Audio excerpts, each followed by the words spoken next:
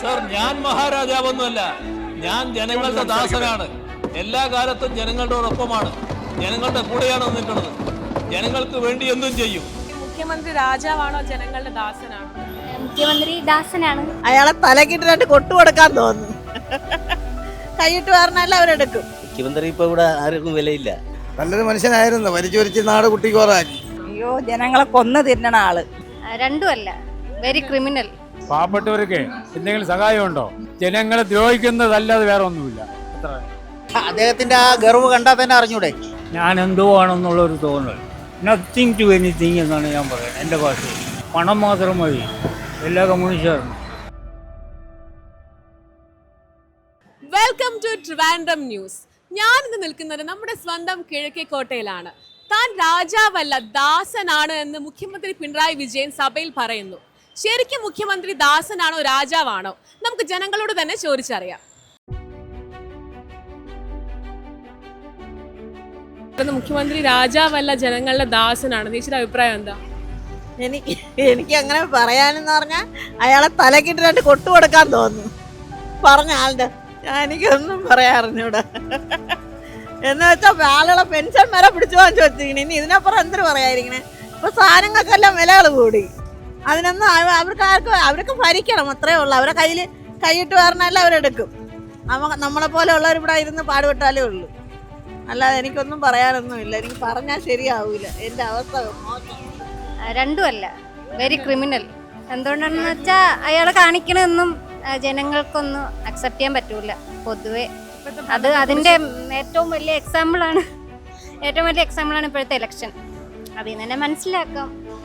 ചെയ്യുന്ന ഓരോ പ്രവർത്തനങ്ങൾ അയാൾ സ്വയമേ രാജാവെന്നുള്ള രീതിയിലാണ് എന്നാണ് തോന്നിയിട്ടുള്ളത്. ജനങ്ങൾക്ക് വേണ്ടിയിട്ടുള്ളതല്ല എന്തായാലും. മുഖ്യമന്ത്രി രാജാവാണോ ജനങ്ങളുടെ ദാസനാണോ? മുഖ്യമന്ത്രി ജനങ്ങളുടെ ദാസനാണ്. എന്തുകൊണ്ടാണ്? അതുകൊണ്ടല്ലേ അയാളെ മുഖ്യമന്ത്രി ആക്കിയേക്കുന്നത്. മുഖ്യമന്ത്രി ദാസനാണ്. എന്തുകൊണ്ടാണ്? അങ്ങനെയാണ് നമുക്ക് തോന്നി. രാജാവ് എന്തുകൊണ്ടാണ്? അദ്ദേഹത്തിന്റെ ആ ഗർവ് കണ്ടാൽ തന്നെ അറിഞ്ഞൂടെ. ഇതുപോലത്തെ ഒരു മുഖ്യമന്ത്രി ഇതുവരെ ഭരിച്ചിട്ടില്ല. ദാസനല്ല, രാജാവ്. എൻ്റെ അഭിപ്രായത്തിൽ അങ്ങനെ തോന്നുന്നു. ഭരണത്തിൽ തൃപ്തനല്ല, ഭരണം മാറണം. രാജാവാണെന്ന് തോന്നുന്നു. രാജാവ് ദാസനാണ്.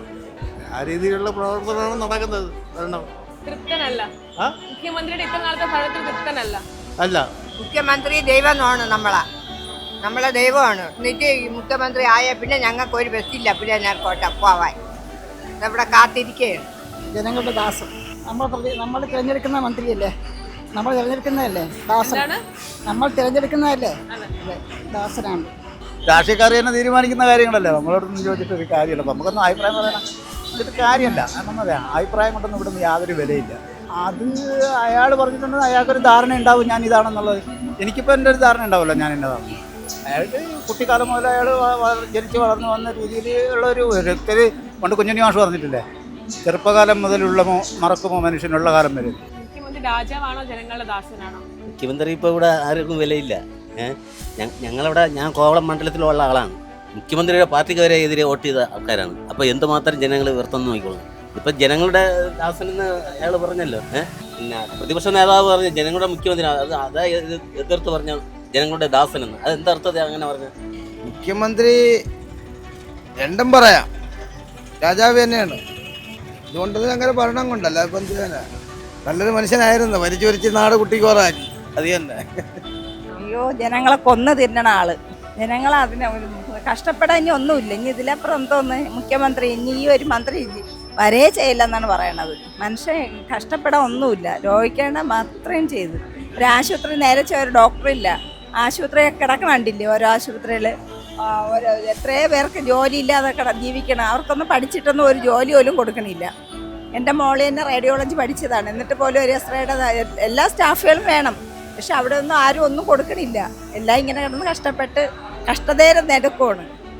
ഫ്രീ ലോണുകളുണ്ടെന്ന് പറഞ്ഞാൽ അതൊന്നും കൊടുക്കണില്ല. വൈദ്യുതി ഒന്നും കൊടുക്കണില്ല. അയാളെ കയ്യിൽ നിന്ന് കൊടുക്കണ്ട, സർക്കാർ ഇതിൽ കൊടുത്താൽ മതിയല്ലോ. ഒന്നും കൊടുക്കുന്നില്ല. എന്ത് ചെയ്യാൻ? എല്ലാവരും കിടന്ന് കഷ്ടപ്പെടുക തന്നെ ചെയ്യണം. പാവപ്പെട്ടവർക്ക് എന്തെങ്കിലും സഹായമുണ്ടോ? വെള്ളപ്പൊക്കം എത്ര എണ്ണം മരണപ്പെട്ട് ഈ തിരുവനന്തപുരത്തെ ആരെല്ലാം മുഖ്യമന്ത്രി എന്തെല്ലാം ചാവുന്നു. ഇല്ല, ഒന്നും ചെയ്യുന്നില്ല. ആളൊന്നും പാവപ്പെട്ടവർക്കൊന്നും ചെയ്യുന്നില്ല. നിത്യ സാധനങ്ങൾ വില കൂടി ഇങ്ങനെ വരെയാണ്. പാവങ്ങൾ എന്ത് ചെയ്യും? കൂലിപ്പണികൾ എന്ത് ചെയ്യും? എന്തെങ്കിലും ചെയ്യാൻ പറ്റുമോ? ഇവിടുത്തെ മുഖ്യമന്ത്രി ചെയ്യണം, പ്രധാനമന്ത്രി ഇവിടെ ആരിരുന്നാലും ചെയ്യണം. ജനങ്ങളെ ദ്രോഹിക്കുന്നതല്ലാതെ വേറെ ഒന്നുമില്ല. ജനങ്ങളുടെ ദാസൻ തന്നെ, ജനങ്ങളെ സേവിക്കാൻ വേണ്ടിയിട്ടല്ലേ ഇരിക്കുന്നത്. പക്ഷെ ആ പ്രവൃത്തി ചെയ്യുന്നില്ല എന്നുള്ളതാണ് എൻ്റെ അഭിപ്രായം. ഭരണത്തിൽ സംതൃപ്തയല്ല. രാജാവെന്നാണ് തോന്നുന്നത്. രാജാവാണ്, ദാസനല്ല പുള്ളിക്കാരൻ. സ്ട്രിക്ട്ലി പെരുമാറ്റം, ഒരു കാഠിത്യമല്ല പെരുമാറ്റമാണ്. ജനങ്ങളെ സേവിക്കുന്ന, ജനങ്ങളുടെ ആവശ്യങ്ങൾ എന്താണെന്ന് അറിയുകയും അതിനുവേണ്ട പരിഹാരം കണ്ടെത്തേണ്ട ഒരാളാണ് മുഖ്യമന്ത്രി എന്നുള്ളത്. ആ മുഖ്യമന്ത്രിയുടെ ഇഷ്ടാനുസരണമാണ് ഇപ്പോൾ പ്രവർത്തിക്കുന്നതും പോകുന്നതും. ഇതുകൊണ്ട് ജനങ്ങൾ സാധാരണക്കാർക്ക് യാതൊരു പ്രയോജനം ഉണ്ടാകുന്നില്ല. ജനങ്ങളുടെ ദാസൻ, അതിൽ വേറെ സംശയമൊന്നുമില്ലല്ലോ. ജനങ്ങളെ തിരഞ്ഞെടുത്തുകൊണ്ടാണല്ലോ മുഖ്യമന്ത്രി ആവുന്നത്. അത് പിണറായി വിജയനായാലും ശരി, ലോകത്ത് ആരായാലും ശരി, ജനങ്ങൾ തിരഞ്ഞെടുക്കുന്നവർ മാത്രമാണ് ജനങ്ങളുടെ ദാസനായിട്ട് മാറാൻ ഒക്കുള്ളൂ. അതിൽ എല്ലാവരും കൂടെ ചേർന്ന് ഇദ്ദേഹത്തിനെ മുഖ്യമന്ത്രിയാക്കി.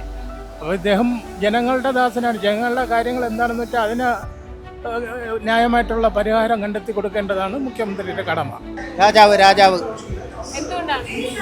അദ്ദേഹത്തിന്റെ ആ ഗർവ് കണ്ടാൽ തന്നെ അറിഞ്ഞൂടെ? ഇതുപോലത്തെ ഒരു മുഖ്യമന്ത്രി ഇതുവരെ ഭരിച്ചിട്ടില്ല.